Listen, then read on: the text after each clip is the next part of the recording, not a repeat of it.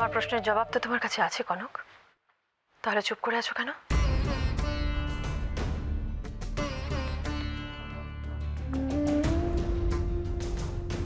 আমি ওকে বিশ্বাস করি মা।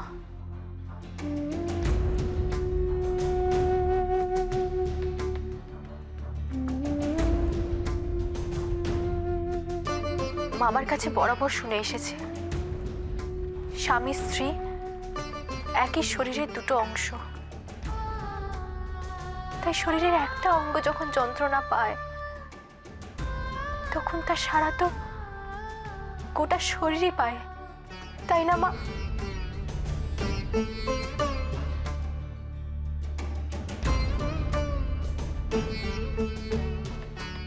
আজ আমি যে কষ্টটা পাচ্ছি জানি ও নিজেও কিছু কম পাচ্ছে না, কিন্তু সত্যিটা সবার সামনে তুলে ধরতে গেলে এইটুকু কষ্ট যে সহ্য করতেই হবে মা।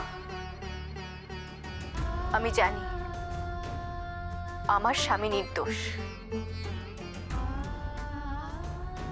তুমি অন্তত ওকে ভুল বুঝো না মা, তাহলে বড্ড একা হয়ে যাবে। তুমি স্ত্রী হয়ে এতটা সহ্য করছো, আর আমি মা হয়ে একটু কঠিন হতে পারবো না?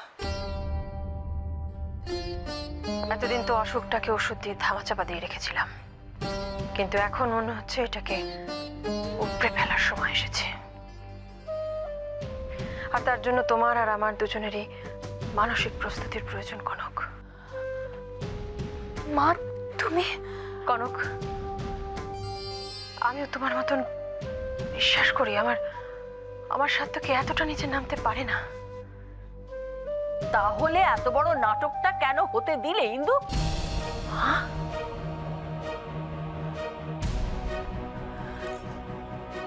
তোমরা দুজনেই যাকে এত বিশ্বাস করো তার পাশে দাঁড়ালে না কেন?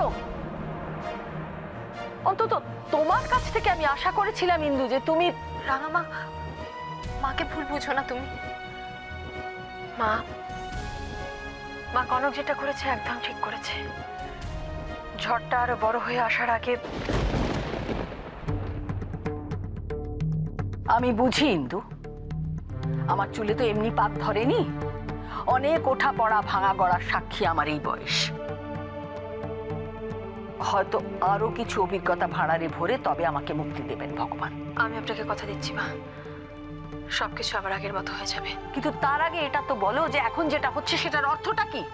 ঘরে ঢোকার আগে কানে এলো যে তোমরা দুজনে সাত্তকীকে বাঁচাতে এতটা কঠিন হয়েছ। সত্যি কি সব আগের মতন হবে? কেন করছো এসব? রাঙামা,